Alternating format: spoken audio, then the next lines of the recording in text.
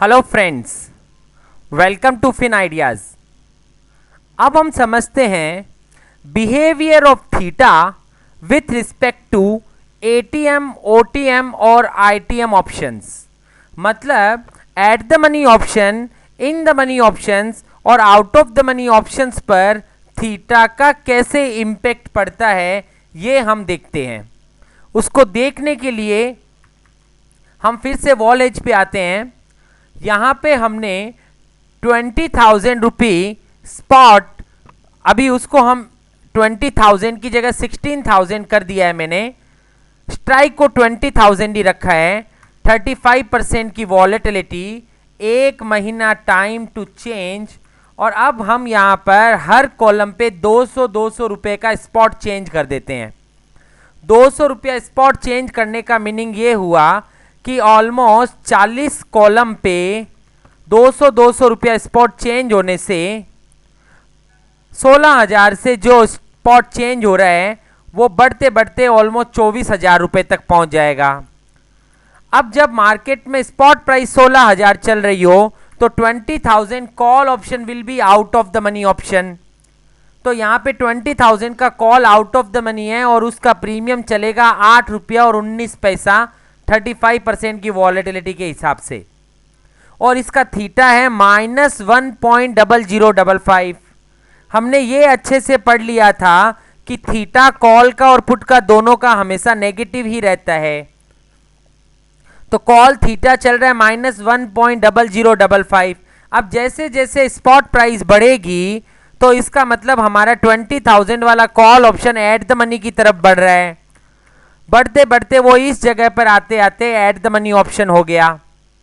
20,000 अब spot price चल रहा है और 20,000 के कॉल ऑप्शन की ही बात कर रहे हैं। तो यहाँ पे थीटा भी 1 रुपया जो था पहले वो बढ़ते बढ़ते इस जगह तक आते आते लगभग 13 रुपये का हो गया, 13.32। तो इसका मीनिंग हम ये कह सकते हैं कि जैसे जैसे option out of the money से एट द मनी की तरफ आता है उसका थीटा नेगेटिव टर्म्स में बढ़ता जाता है। ये थीटा -1 से बढ़ते बढ़ते -3, 4, 5, 6 बढ़ते बढ़ते -13 तक आ गया। और उसके बाद जैसे ही वो ऑप्शन एट द मनी से इन द मनी की तरफ जा रहा है तो उसका थीटा वापस टूटना शुरू हो गया है, वो घटना शुरू हो गया है और घटते घटते घटते घटते वो 3 रुपये तक पहुंच गया है। तो हम इससे ये कंक्लूजन निकाल सकते हैं कि एट द मनी ऑप्शन का थीटा हाईएस्ट होता है। So like Vega, theta is also highest at the money option. The difference is that Vega is highest with positive value while theta is highest with negative values. So यहाँ पे वेगा की जगह अब मैं theta का graph देखूं तो theta का ग्राफ एग्जैक्टली बेल शेप्ड है, लेकिन उल्टा बेल शेप्ड है, जिसको मैं कह सकता हूं ये यू शेप्ड है। एट द मनी का थीटा हाईएस्ट नेगेटिव है और जैसे जैसे ऑप्शन एट द मनी से इन द मनी या आउट ऑफ द मनी की तरफ जा रहा है थीटा घट रहा है। यहां पे वो -13 है, -13 से वो घटते घटते -3 तक आ गया, मतलब वो नेगेटिव टर्म्स में घट रहा है। So highest theta is at the money option. Call theta और again put theta का भी सेम बिहेवियर है। So call theta और put theta भी वेगा की जैसे सेम है, बस डिफरेंस ये है कि वेगा पॉजिटिव टर्म्स में था और थीटा नेगेटिव टर्म्स में है।